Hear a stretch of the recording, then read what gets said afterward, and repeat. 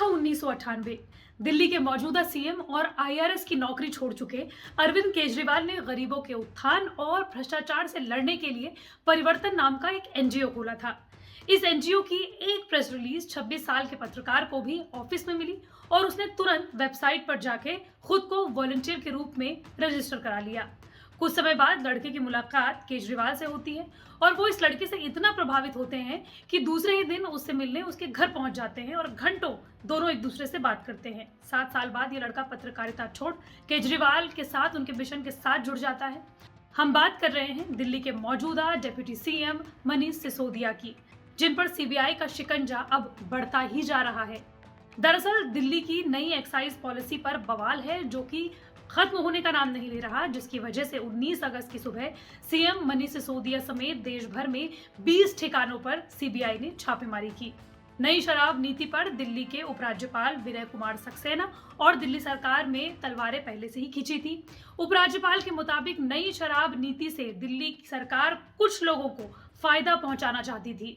इस मामले को सीबीआई जांच कर रही है। इस मामले में अब सीबीआई ने सिसोदिया के साथ साथ 15 लोगों के खिलाफ एफआईआर दर्ज कर ली है और ये भी हो सकता है कि आने वाले समय में उप मुख्यमंत्री मनीष सिसोदिया गिरफ्तार भी हो जाएं।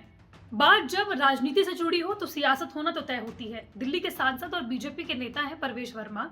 वो ये भी कहने से नहीं चूके कि केजरीवाल ने ही सिसोदिया के खिलाफ सीबीआई को टिप दी क्योंकि वो उनकी पॉपुलैरिटी से जल रहे थे। लेकिन क्या वाकई में इसमें कोई सच्चाई है? तो इसका जवाब है नहीं, क्योंकि मनीष सिसोदिया केजरीवाल संग कंधे से कंधा मिलाकर चलते हैं। दिल्ली सरकार में सबसे प्रमुख विभाग तक उन्हीं के पास है, जिसमें education, higher education, finance, planning और एक्साइज जैसे प्रमुख विभाग शामिल हैं।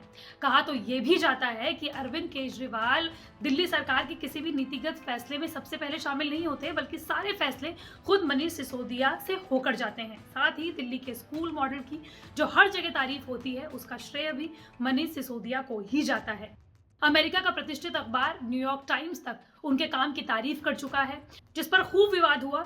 हालांकि इस मुद्दे पर चर्चा करेंगे तो रात हो जाएगी। बहरहाल 5 जनवरी 1972 को यूपी के हापुड़ में जन्मे मनीष सिसोदिया के पिता टीचर थे।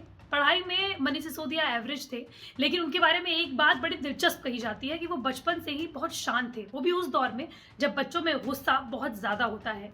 मनीष सिसोदिया ने दिल्ली के भारतीय विद्या भवन से 1993 में पत्रकारिता की और ऑल इंडिया रेडियो पर वो 0R नाम का एक शो होस्ट किया करते थे। फिर वो 1997 से 2005 के बीच एक टीवी चैनल में प्रोड्यूसर थे, लेकिन कहा जाता है कि यहाँ पर भी वो मल्टीटास्किंग थे। फिर उन्होंने अपना एनजीओ खोला जिसका नाम था कबीर। हालांकि इस दौर में भी वो केजरीवाल के संग काम करते रहे। जो लोग भी केजरीवाल और सिसोदिया की दोस्ती पर सवाल उठाते रहे हैं, उन्हें बता दें कि आम आदमी पार्टी में कई लोग आए और कई लोग गए, जिसमें मनीष सिसोदिया के बचपन के दोस्त कुमार विश्वास भी शामिल हैं। केजरीवाल के साथ की वजह से सिसोदिया ने कुमार विश्वास का भी साथ छोड़ दिया। कुमार विश्वास ने एक इंटरव्यू में बताया था कि कैसे उनके और मनीष सिसोदिया के बीच दरार आई। वो कहते हैं कि मेरी शादी की सालगिरह थी जिसमें बहुत से मेरे दोस्त आए हुए थे। मनीष सिसोदिया भी अपने पूरे परिवार के साथ मौजूद थे। सबके जाने के बाद मैंने मनीष से पूछा कि हमारी आखिर लड़ाई हो क्यों रही है। पहले तो ऐसा कभी नहीं होता था। हमने साथ में पढ़ाई की, हमने साथ में शादी की, तब तक हमारे विचार एक थे, अब अलग क्यों है? कुमार ने कहा कि सवाल का जवाब देने के बजाय मनीष सिसोदिया ने मुझसे ही पूछा, तू बता ऐसा आखिर हो क्यों रहा है? मैंने कहा तुम्हारे पास ताकत है, शायद इसलिए।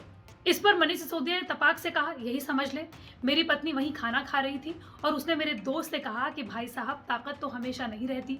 इस पर मनीष सिसोदिया ने खाना खाते खाते बोला, पर भाभी जी अभी तो है ना, बस बहुत है। तब मैंने अपनी पत्नी से कहा कि अब ये हमारे साथ उसकी आखिरी मुलाकात थी। बहरहाल मनीष सिसोदिया ने जमीनी स्तर पर भी खूब काम किया है, खास तौर पर आरटीआई यानी कि राइट टू इंफॉर्मेशन एक्ट के लिए। मनीष सिसोदिया उन लोगों में शामिल थे जिनको अरुणा राय ने सूचना का अधिकार अधिनियम का मसौदा तैयार करने के लिए चुना था। सिसोदिया ने सिर्फ आरटीआई का मसौदा तैयार ही नहीं किया, बल्कि आम लोगों तक इसे पहुंचाने का भी काम किया। इसे किस तरीके से इस्तेमाल करना है, इसके लिए वो दिल्ली, यूपी से लेकर बिहार तक भी गए और उन्होंने खुद नीतीश कुमार के साथ इसको लेकर काम किया। लोगों के बीच मनीष सिसोदिया सबसे पहले नजर आए 2011 में, जब वो अन्ना के संग लोकपाल बिल के लिए अनशन पर बैठे, और 2012 में केजरीवाल संग राजनीति का सफर उन्होंने तय किया। दिल्ली के पटपड़गंज से विधायक और उप मुख्यमंत्री अब जांच के घेरे में हैं और इस बार उनकी मुश्किलें शायद जेल पर ही खत्म हो। आपका इस पूरी वीडियो को लेकर क्या कुछ कहना है, हमें कमेंट बॉक्स पर जरूर बताइए। मंडे टू फ्राइडे मैं इसी तरह की वीडियो आप तक लाती रहूंगी। अगर आप भी किसी टॉपिक के बारे में जानना चाहते हैं तो कमेंट बॉक्स पर जरूर बताएं।